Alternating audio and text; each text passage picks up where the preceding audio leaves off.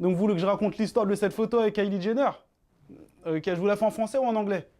En anglais? Ok, c'est parti. Ce jour-là, c'était vraiment particulier. En fait, je t'explique. Kylie était venue sur Paris et tu sais que j'ai le bras long sur Paris. Tout le monde connaît Yous et Yous connaît tout le monde. Les amis de mes amis sont mes amis et les ennemis de mes amis sont aussi mes amis. Business is business, c'est comme ça que ça marche. Donc elle était dans le secteur parisien pour faire la promo de ses produits cosmétiques parce que tu sais que les filles, elles veulent toutes lui ressembler. Même son père, Bruce Jenner, veut lui ressembler. C'est pour ça qu'il est devenu Kathleen Jenner. Bon, maintenant il est plus gênant que Jenner, mais c'est pas le sujet, donc je te raconte la suite. Elle m'appelle, elle me dit « Yous, c'est pas cool, je suis là depuis 2 jours et on n'a même pas eu le temps de se voir. » Elle me dit « Donne-moi ton adresse, je passe te voir tout de suite. » Je lui ai dit « Kylie, c'est gentil, mais moi je vis dans le ghetto, j'habite à Saint-Denis. Les gens ici, ils ont la dalle. Déjà, ta grande sœur Kim, elle est venue, elle s'est faite séquestrer et cambrioler.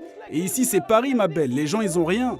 Si tu te pointes ici, les meufs, elles vont te braquer tes fausses fesses, tes fausses lèvres, pour les échanger contre une chicha et un tissage à Clignancourt.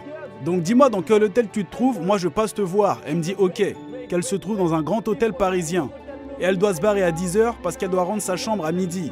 Ça tombe bien, parce que je venais juste de gérer une nouvelle meuf sur Instagram. D'ailleurs, abonnez-vous à ma page Instagram. Je fais ma petite pub au passage, y a pas de mal à liker mes photos. Devenez pas des haters comme sur Twitter. Faut donner de la force, sinon Instagram va mourir, ça va devenir comme Facebook. Donc là, j'arrive à l'hôtel, je toque à sa porte, je vois il est 9h40 du matin. Elle doit se barrer à 10h. Moi, je passe 20 minutes avec elle, elle se barre, moi je garde la chambre et j'ai dit à l'autre meuf de venir à 10h30. Comme ça, j'ai fait d'une pierre deux coups. Elle est belle, non? Donc là, je toque, elle ouvre, je vois qu'elle est habillée, mais c'est le bordel comme pas possible dans sa chambre. Ses valises sont toujours pas faites, il y a des affaires partout. Ça sent la transpiration, je lui ai dit « Girl, au lieu de faire des produits de beauté, fais des désodorisants. » Parce que là, ça sent l'animal mort dans cette chambre. Elle éclate de rire.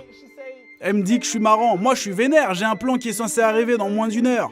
Je l'aide à faire ses valises. Et là, elle me dit « T'inquiète, Yous, y a le temps. » Je lui ai dit « Mais tu vas rater l'avion. » Elle me dit « C'est pas grave. » Je lui ai dit « Mais comment ça, c'est pas grave de rater l'avion? Tu te prends pour qui, Kevin McAllister? » Elle me dit « Yous, je suis désolé de te le dire. Comme ça, mais à l'inverse de vous, je suis millionnaire. Si je rate l'avion, j'en prends un autre. En plus, c'est même pas un avion que je dois prendre, c'est mon jet privé. Donc t'inquiète, on peut passer un peu de temps ensemble, y a rien. » Là, je me sentais mal. Parce qu'il y a l'autre meuf qui était en route, moi je voulais gratter la chambre et lui mettre des étoiles dans les yeux, tu vois ce que je veux dire?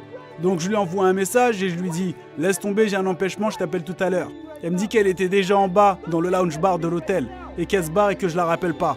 Je la comprends.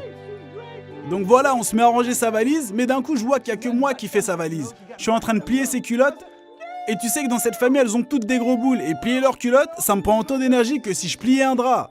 Donc moi je suis là à plier ses culottes, et je vois quoi? Elle est là assise à faire des snaps. Je suis en train de l'engueuler parce qu'elle sait pas qu'elle a gâché mon plan. Après, je lui en veux pas, c'est sans rancune. Je l'ai dans la gorge quand même, tu vois. Et pendant que je l'engueule, je vois elle a un sourire, je comprends pas. Je lui dis qu'il y a rien de drôle là. Et en fait, elle m'avait pris en photo devant le miroir et c'est cette photo qui est devenue virale sur les réseaux. Bon, je lui en veux pas, je te cache pas que quand j'ai vu la photo, j'ai rigolé aussi. Après voilà, c'est ma pote depuis longtemps, elle a pas trop le temps de s'amuser avec tout le boulot qu'elle a. Et la voir sourire, ça m'a vraiment fait plaisir. Donc voilà, elle a rendu la chambre à midi, elle a pris son vol, elle est repartie à Los Angeles. Donc morale de cette histoire, quand vous vous embrouillez avec une personne, vérifiez qu'elle n'a pas le téléphone dans ses mains, parce que la photo peut vraiment faire rire tout le monde sur internet. Donc voilà, c'était ma petite histoire avec Kylie Jenner. Vous en voulez d'autres ou pas? Est-ce que je vous ai raconté l'histoire où j'étais avec...